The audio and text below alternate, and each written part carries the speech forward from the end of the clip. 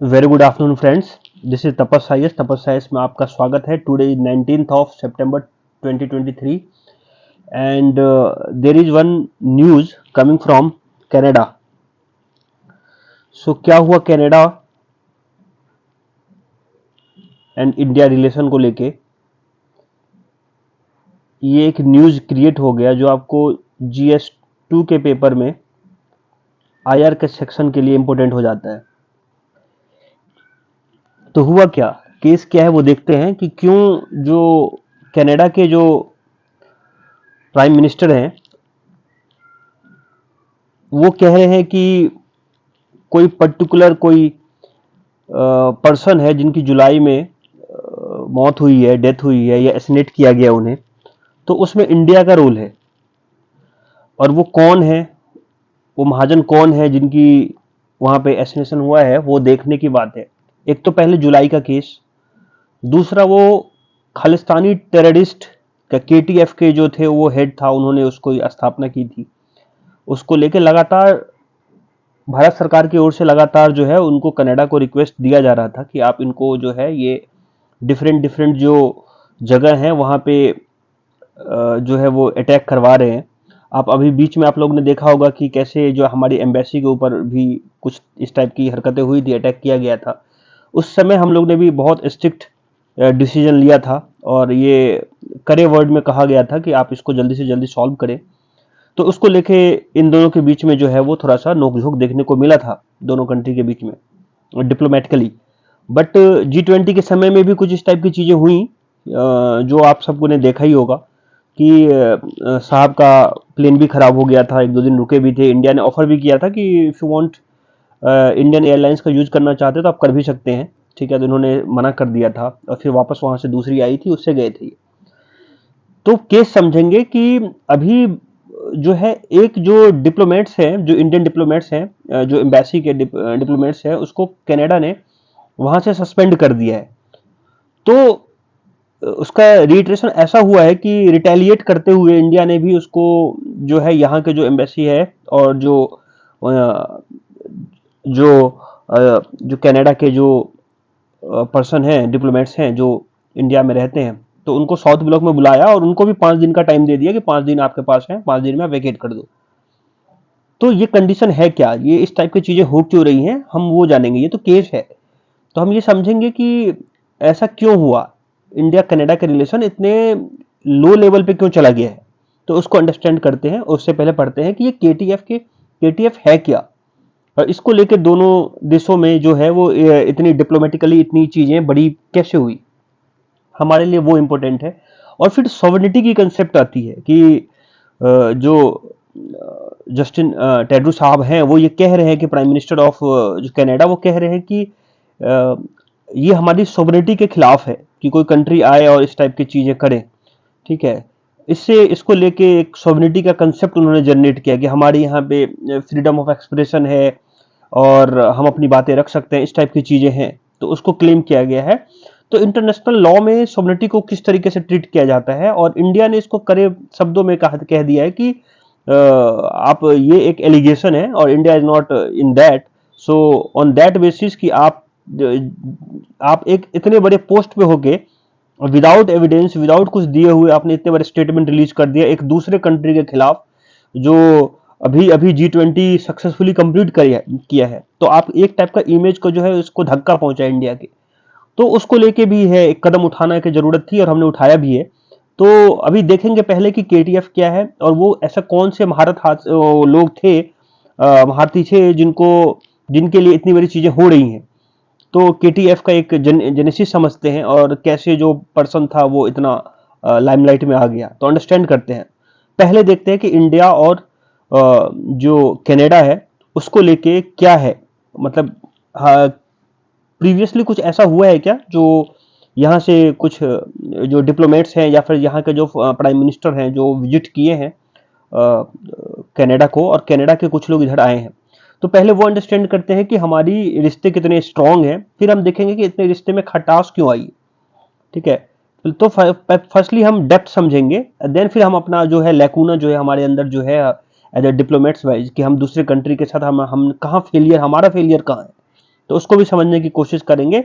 और क्या जो असर्शन जो है, जो जो कनाडा के साइड से जो डिप्लोमेटिकली असर्ट किया गया है, उसमें कितनी तथ्य है, क्या वो एक टाइप का इस टाइप की जो अटैक है, जो वर्ड्स के अटैक्स किए हैं, तो वो इसकी जरूरत थी क्या, is it really need to use such type of harsh word against the country which has right now successfully completed G20।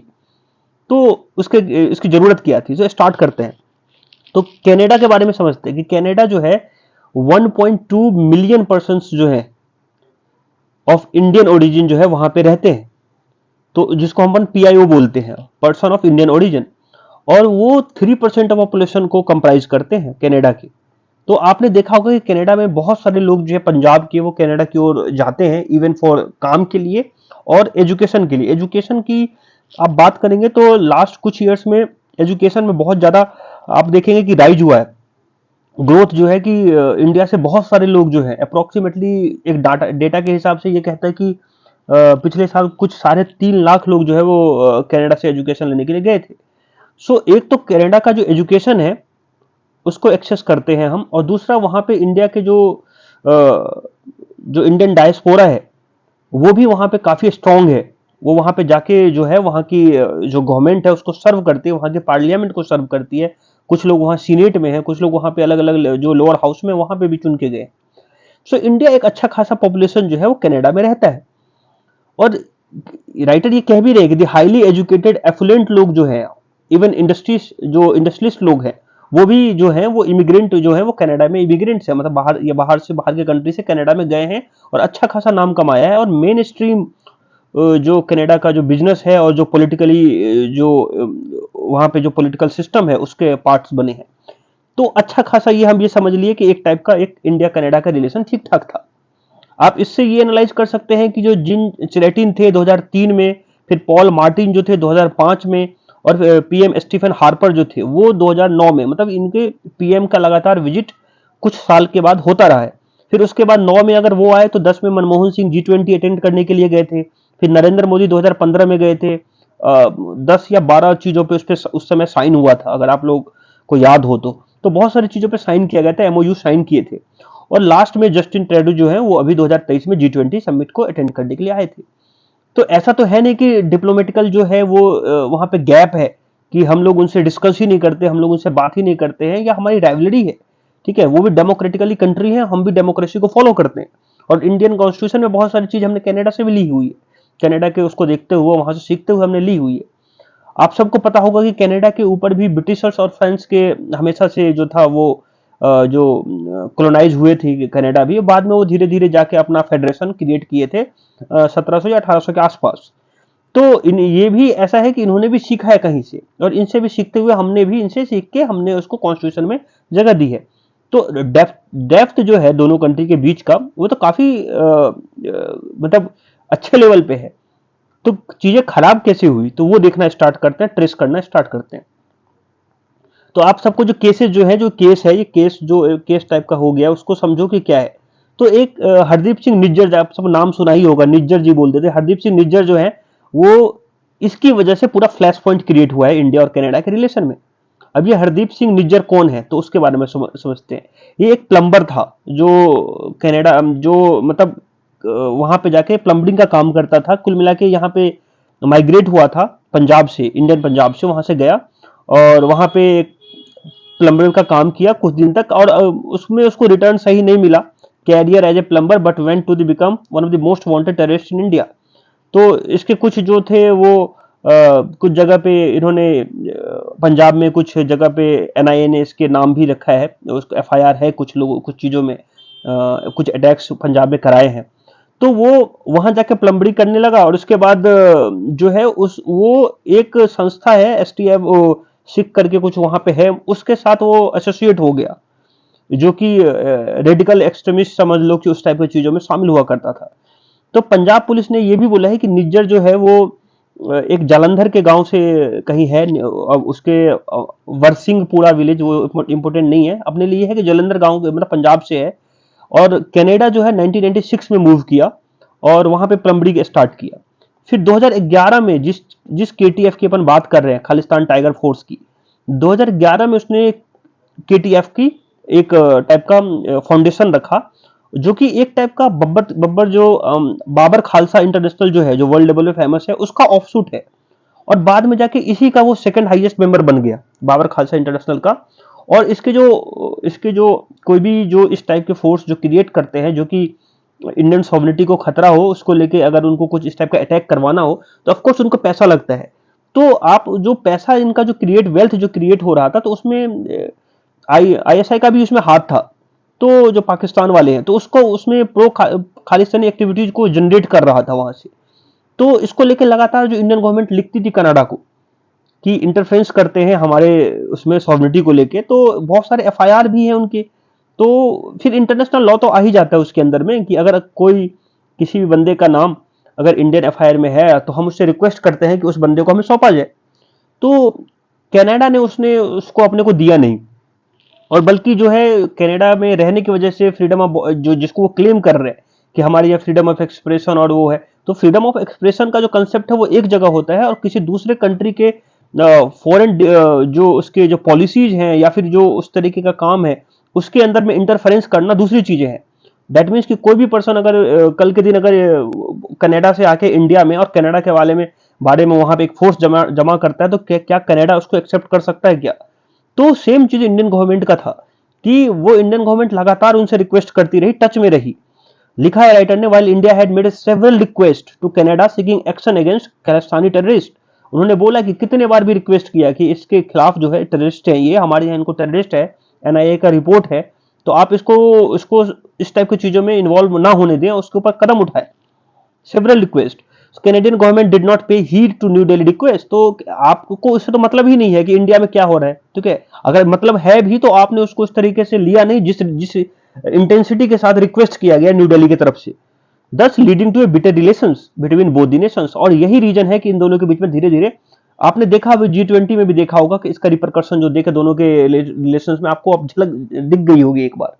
तो इतनी अच्छी रिलेशंस बचे नहीं, क्योंकि हम जिस तरीके का एक कंट्री है, और वहां पे कोई पर्सन उसको ब्रेक करने के लिए उसको कोशिश करे, और वो भी इंटरनेशनल बाउंड्री को और किसी और के टेरिटरी को यूज करते हुए, तो वो तो इंटरनेशनल लॉ में भी अलाउड नहीं है। ठीक है, तो किस बेस पे जो ट्रेडू साहब हैं वो उसने क्लेम किया है, वही जानते हैं। फिर इंडिया ने एक्सपेल्ड किया। अब जो पूरा कंसेप्ट जो है वो है कि इंडिया ने एक्सपेल्ड कर दिया, ये न्यूज बन गया कि India expelled senior Canadian diplomats to India in a reciprocal move to Canada explaining senior Indian diplomats. तो आपने स्टार्ट किया है। इंडिया का ये हमेशा से ये एटीट्यूड है कि आप मुझे छेड़ो नहीं, तो अदरवाइज रिपरकशन तो होगा ही। तो इंडिया के कोई डिप्लोमेट्स को अगर आप इस रीजन से इन्वॉल्व करते हो कि आपका जो है इसमें इंडिया का हाथ है उस केटीएफ के हेड को मरवाने में, ठीक है, और आपके पास उसके लिए कुछ भी नहीं है, आप एक जस्ट एलिगेशन लगा रहे हो, और डिप्लोमेट्स को आपने क्या कर दिया, तो उसको एक्सपेल कर दिया, तो रिटेलिएट तो करेंगे हम। तो हमने भी उनको साउथ ब्लॉक बुला के 5 दिन का टाइम दे दिया कि 5 दिन है तुम्हारे पास, खाली कर दो।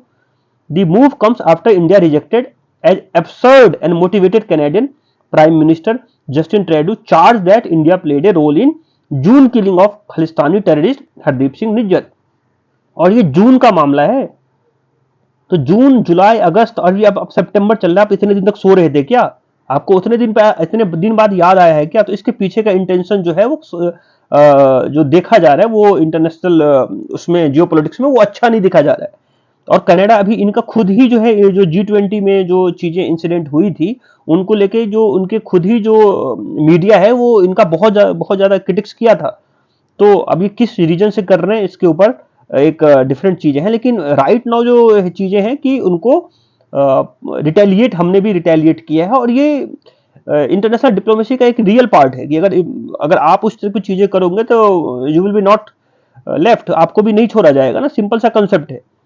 फिर ये क्या है कनाडा के बारे में, अगर इस टाइप की चीजें हैं तो हम ये तो केसेस हो गए जो अभी राइट नाउ जो अभी अभी का रहा, अभी कुछ फ्रैक्शन ऑफ सेकंड से पहले मैंने इसको देखा कि अभी ये इन्होंने 5 दिन का नोटिस दिया।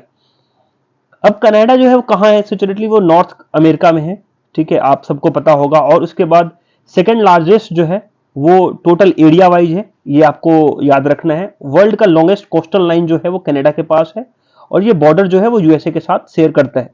उसके बाद क्या है, और कुछ इंपोर्टेंट पॉइंट है कनाडा के बारे में तो नहीं, इसके पास ये है कि कनाडा का कैपिटल ओटावा है, और 3 इसके बड़े शहर है, टोरंटो, मॉन्ट्रियल, वैंकूवर, ये आप सबको पता होना चाहिए।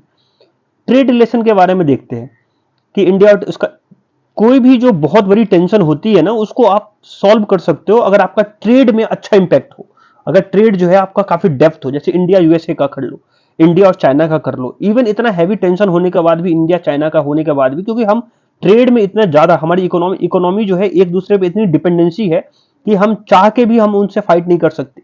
तो एक टाइप का होता है कि हम स्ट्रॉन्ग मैसेज जरूर देते हैं, लेकिन ये कहते हैं कि यार इससे नुकसान जो है वो बहुत बड़ा हो सकता है।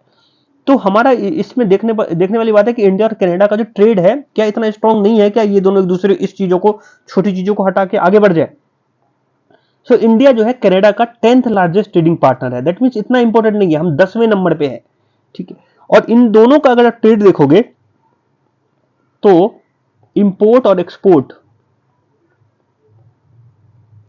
तो करीब करीब 8 बिलियन का है, और 4 बिलियन हम इंपोर्ट करते हैं, 4 बिलियन एक्सपोर्ट करते हैं। मतलब जो है बैलेंस है, बैलेंस ट्रेड चल रहा है।